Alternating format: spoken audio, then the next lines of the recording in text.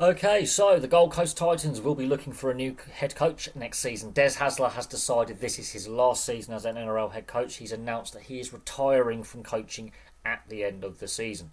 Um, there's been a lot of speculation and a lot of pressure on Des Hasler in the year and a half he's been at the Titans. Last season started disastrously. They didn't make the top eight. This season, their form has nosedive off a cliff. They are rock bottom, 17th and last in the NRL. They've slipped behind the Parramatta Eels, which says something because Parramatta have had a disastrous season as well. Although their form has improved, the Titans have gone the other way. It's not that the Titans can't score points; they can score points. It's stopping the tries going in at the other end, which is proving to be elusive for the Titans. Their points differential is absolutely horrendous.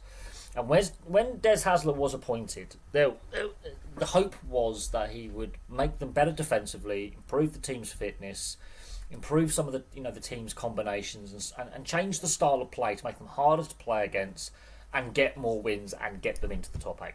That was the hope. Yeah, they struggled at the start of last season. It took a long time for them to get their first win, and there was question marks over the appointment last year. As this season's worn on, the negative headlines surrounding the club and their poor form, the Fafita situation, which is a shocking contract, but that contract predates Des Hasler's time as head coach. That is a lead weight around the club with their salary cap is the Fafita contract. It really hurts the club. It really does. Fafita has not played to his potential. He's not fulfilled his contract, basically. It is a shocking contract. He's vastly overpaid for what limited production he has brought to the club. When Fafita plays well, he's one of the best forwards in the game. But those performances, unfortunately, have been few and far between for the Titans, which hurts them. They've got some great individual talent. There's no doubt on that. But Des has been unable to get the best out of the talent available. Now, Khan Pereira, I do think, is going to be a superstar winger. He's already a very good winger. Look at his tries per game ratio. It is ridiculous. He's basically, every game he plays, he's scoring at least a try.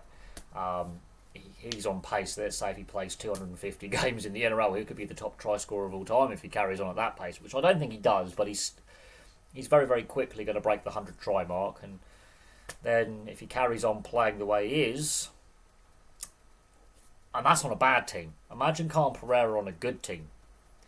That's what's scary about how talented that winger is. He's still early. He's still in his early 20s. You've got Campbell in his early 20s, who's now transitioned from fullback to the halves. Unfortunately, he's injured at the moment. But AJ Brimson, this is the interesting one.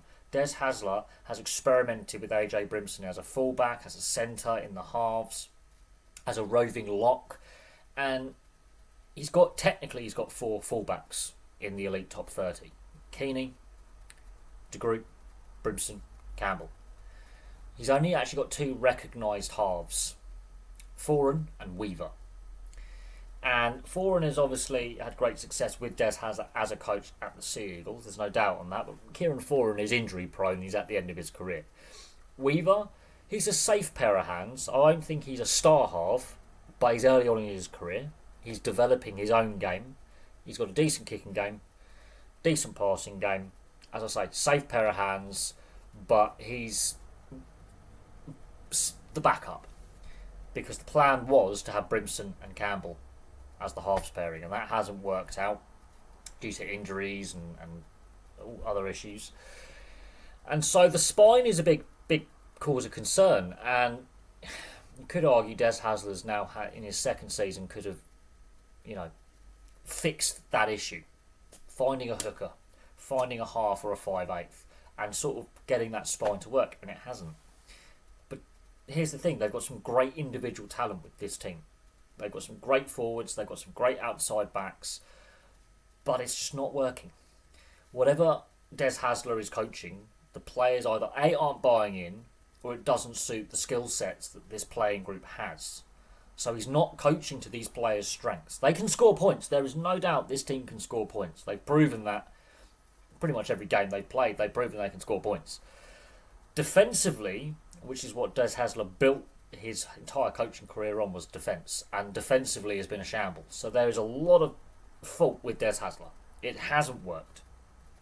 It's not been a good matchup for coach or club.